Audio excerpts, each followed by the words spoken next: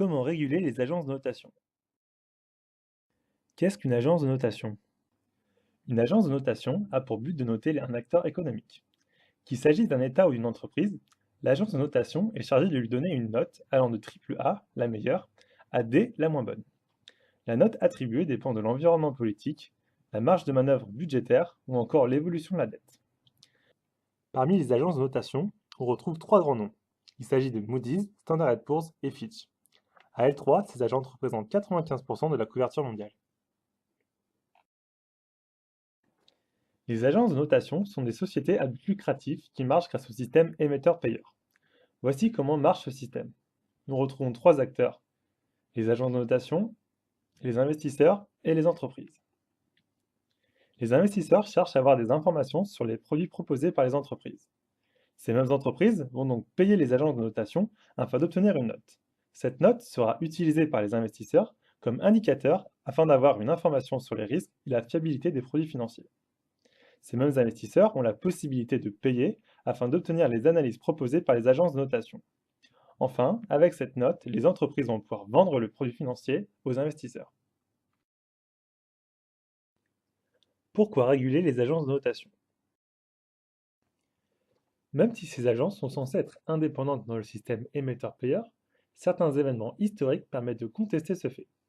On retrouve plusieurs affaires dans lesquelles les agences de notation peuvent être impliquées. La première est l'affaire Enron, où l'analyse des agences n'a pas pu détecter à temps la faillite du gérant américain. En 2008, l'erreur des agences de notation se reproduit avec la société Lehman Brothers qui s'écroule malgré l'excellente note attribuée. Ces deux affaires ont fait naître une question: les agences de notation sont-elles corruptibles? En effet, le système actuel permet aux entreprises de payer afin d'obtenir une note. Or, cette entrée d'argent représente près de 90% du chiffre d'affaires des agences de notation. Il serait donc possible que ces agences acceptent de recevoir plus d'argent en contrepartie de la surévaluation de l'entité notée. Mais les questions sur la fiabilité des agences de notation ne s'arrêtent pas là. Plus récemment, on les accuse d'avoir surnoté les CDO lors de la crise des subprimes, rendant invisibles les produits toxiques titrisés. Enfin, en 2010, lors de la crise de la dette publique grecque, les gouvernements européens et la Commission européenne ont vivement critiqué les agences, estimant qu'elles alimentaient la spéculation sur les marchés financiers. Comment réguler les agences de notation? Face à ces failles, quelques hypothèses ont été émises pour essayer d'y remédier. La première, qui paraît être difficile à mettre en place, serait de passer d'un système émetteur-payeur à un système investisseur-payeur. C'est donc les investisseurs qui paieraient pour obtenir la notation d'un investissement donné. Ce système a le mérite de limiter la corruption des agences, mais soulève des questions sur la mise à disposition des notes aux investisseurs. Cette alternative poserait également quelques soucis sur le plan législatif, avec la réglementation comptable qui impose la détention d'actifs sûrs aux investisseurs institutionnels. En effet, si les investisseurs institutionnels étaient contraints de payer la notation des produits qu'ils détenaient, des effets de corruption pourraient également apparaître. Devant l'ampleur du problème, la SEC, Securities and Exchange Commission, ainsi que d'autres régulateurs dont la Commission européenne, jugent à présent qu'ils doivent surveiller de façon assidue les agences de notation. L'AMF était auparavant uniquement chargée de publier chaque année un rapport sur leur rôle, sur la transparence de leurs méthodes et sur l'impact de leur activité sur les émetteurs et les marchés financiers. Mais depuis juillet 2011, c'est l'AEMF, l'Autorité européenne des marchés financiers, qui les enregistre et les supervise. Les deux grands superviseurs, que sont la SEC et l'EAMF, sont actuellement en train de réfléchir à des évolutions quant au fonctionnement des agences de notation.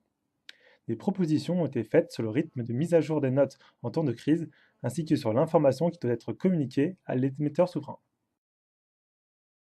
Le président de la SEC, ainsi que certains régulateurs boursiers, favorisent l'instauration d'une agence de notation publique. Cette solution limiterait le risque de conflit d'intérêts. Cependant, ce système soulève certaines critiques. Tout d'abord, elle risquerait d'introduire des disparités nationales ou régionales dans la pratique de notation, alors que le système d'agences de notation privées n'en fait pas.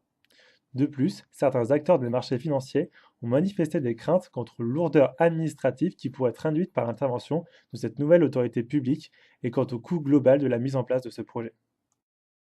Un économiste a récemment proposé une solution intermédiaire avec l'introduction d'un tiers indépendant qui serait similaire à une autorité de marché ou à un conseil représentatif des investisseurs et qui s'interposerait entre l'émetteur et l'agence de notation.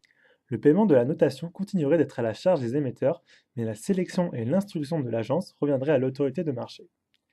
Cette interposition de tiers indépendants limiterait le risque de conflit d'intérêts en mettant un terme à la relation directe entre l'émetteur et l'agence et faciliterait également la mise en place de politiques de rémunération des agences en fonction de leur performance.